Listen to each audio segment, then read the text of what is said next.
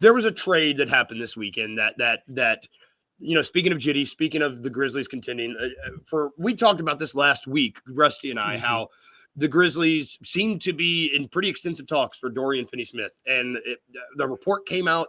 I mean, we were texting in our group. It was like Saturday night. The Grizzlies talks were furthering and furthering and furthering. I didn't even hear anything about the Lakers.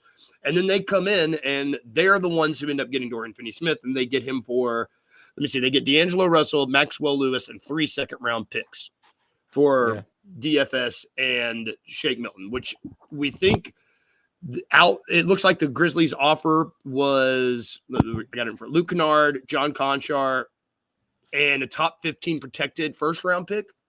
Mm-hmm. And it looks like they just got outbid. I don't know. I mean, like we were talking off the show a lot yesterday. Like it just seemed like Brooklyn was more interested in those 3 second-round picks than what the Grizzlies were offering with the first round protected. Yeah, a good follow for Grizzlies fans. I'm just going to shout him out. If you don't follow Sean Coleman's stats at Stats SAC, you need to, because he really dove into this, and I kind of value his opinion. I feel like he's pretty knowledgeable, especially when the numbers and the cap and stuff like that. And in his opinion, it didn't seem like Brooklyn wanted to take on any future contracts. And with Conchar, he's got 2 more years after this season on his deal. They may have wanted more flexibility and didn't really want Conchar. I know that there's a past relationship there with D'Angelo Russell. Maybe they like him and want him back. That D'Angelo Russell Nets team before they blew it up and went Kyrie, Kevin Durant, James Harden was a lot of fun. The Dinwiddie, D'Lo, that was a really fun team. And so maybe they're just trying to recapture some magic there with a young team. And I don't know. I wouldn't think D'Angelo Russell's a guy to build around, but that's just me. It just seems to me that what I'm scared it means is that the Grizzlies took their offer back because of a Ja Morant injury. That's one thing that's out there that we don't know about. I know, Rusty, if you look at Buckets _BCM on Twitter, look at Rusty. He is a physical therapist by trade. And he said that, a sprain of your what's the shoulder thing? What was it? It's LT RT. Yeah, we're not a doctor. Rusty's a doctor. But they said he said like 2 to 4 weeks. But if it tore, I mean, it's a season, and so I'm hoping it's not shades of like we just kind of withdrew our cards off the table and are thinking about having to recalibrate our whole outlook. That's what I'm scared of. I don't necessarily think that's the case. Yeah. But that's what I'm scared of. As for what it means, like, well, this is of note here.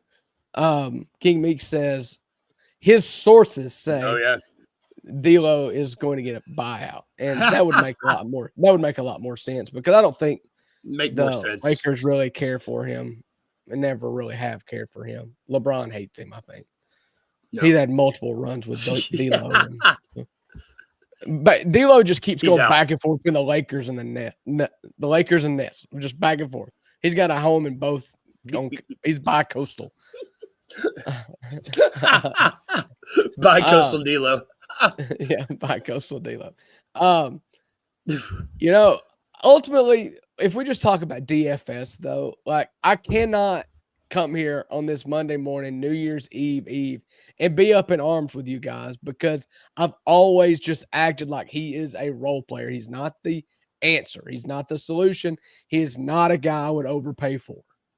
Would I take him at the Conchar Kennard top 15 protected first price? Yes, I would take it. If it went over that, walk away from the table. I've said that from the beginning. I'm going to say that now. The only thing that sucks about it is it's the freaking Lakers. Yes. We were talking last night. It's like, I don't give a damn that we didn't get him. I really don't. It's just, why did it have to go to Los Angeles? And why did they have to come in out of nowhere? It's just like, it's really, really frustrating. It feels petty. It's really like when petty by the Lakers. It's like oh, there's this nice little property on the corner lot over here that you've been saving your money to go buy, and then Berkshire Hathaway comes in and swoops it up and puts a McDonald's on it or something. Like, come on, like, really? Berkshire Hathaway. Warren Buffett shows up with his infinite money.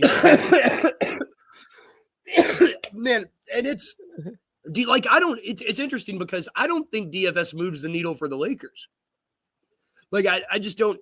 I don't know if it's like you said, he's a role player. I don't know if he is a needle mover for anybody particularly, unless he fits into a very, very specific role. And maybe he would have done that with the Grizzlies, but I don't know.